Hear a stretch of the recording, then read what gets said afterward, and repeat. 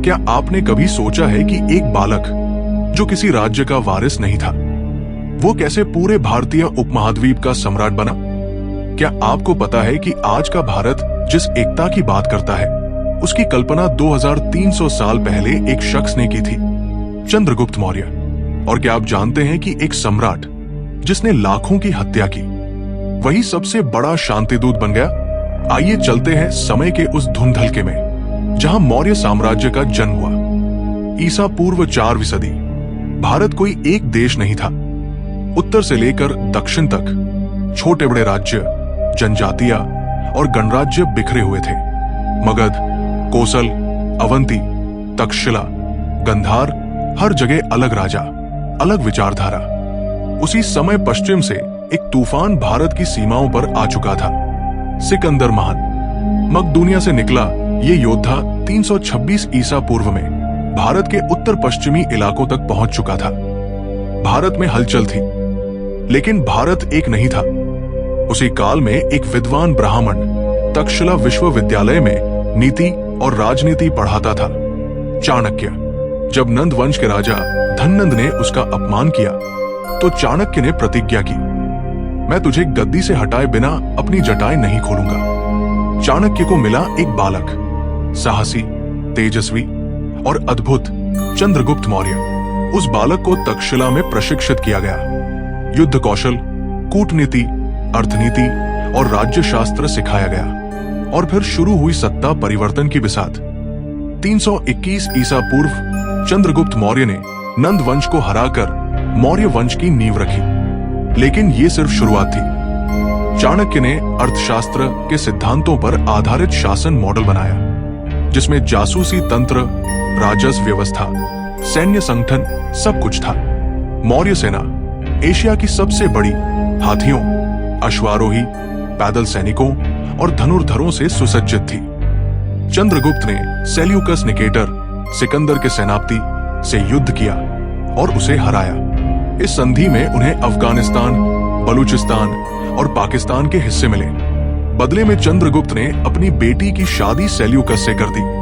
भारत पहली बार अंतर्राष्ट्रीय स्तर पर शक्तिशाली खिलाड़ी बना। चंद्रगुप्त ने जैन धर्म अपना लिया और दक्षिण भारत में श्रवणबेलगोला में समाधि ली। उनके पुत्र बिंदुसार सत्ता पर आए।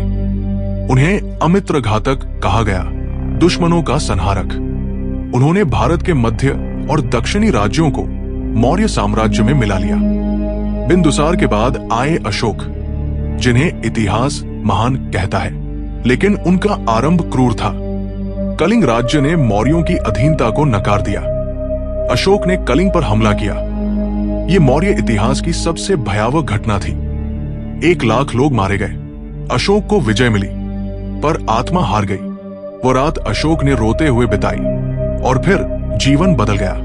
उन्होंने बौद्ध धर्म अपनाया और खुद को धम्म के प्रचारक बना लिया। अशोक ने पूरे भारत में शिलालेख, स्तंभ, स्तूप और शांति संदेश फैलाए। उनके 14 प्रमुख शिलालेख, लघु शिलालेख और स्तंभ आज भी भारत, नेपाल, पाकिस्तान और अफगानिस्तान में मौजूद है।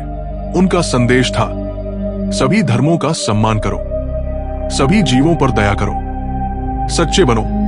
उन्होंने श्रीलंका, मिस्र, सीरिया, यूनान, बर्मा और थाईलैंड तक बौद्ध भिक्षु भेजे। मौर्य प्रशासन भारतीय इतिहास में पहली बार केंद्रीकृत तंत्र, राज्यपाल, महामात्र, सैनिक प्रमुख, राजस्व अधिकारी, खुफिया तंत्र, सब कुछ व्यवस्थित। अशोक के काल में रोड नेटवर्क, अस्पताल, जलाशय, वानिकी संरक्षण जैसी योजनाएं बनी। भारत, रोम, तिब्बत और सुमात्रा तक व्यापार करता था। मौर्य काल की वास्तुकला, पाटलिपुत्र का लकड़ी का महल, अशोक स्तंभ, सारनाथ स्तूप। शिक्षा, तक्षशिला और नालंदा विश्व के श्रेष्ठतम विश्वविद्यालयों में गिने जाते हैं। धार्मिक सहिष्णुता, हिंदू, बौद्ध, जैन एक साथ फले फूले। 232 ईसा पूर्व अशोक की मृत्यु के बाद वंश कमजोर हुआ। उत्तराधिकारी आपस में ही लड़ते रहे। 185 ईसा पूर्व अंतिम मौर्य सम्राट बृहद्रथ की हत्या उसके सेनापति पुष्यमित्र शुंग ने कर दी। मौर्य वंश समाप्त हो गया। आज भारत का जो चिन्ह है, अशोक चक्र, वो उसी साम्राज्य की देन है। अशोक का धम्म आज भी मानवता की मिसाल है। चाणक्य की अर्थशास्त्र आज भी राजनीति, रणनीति और अर्थनीति के छात्रों को दिशा देती है। मौर्य वंश हमें सिखाता है एक सपना, एक नीति, एक संकल्प, एक इतिहास रच सकते हैं। आज भारत यदि एक है तो उसका बीज चंद्रगुप्त ने बोया था और उसकी जड़ें अशोक ने सींची थी।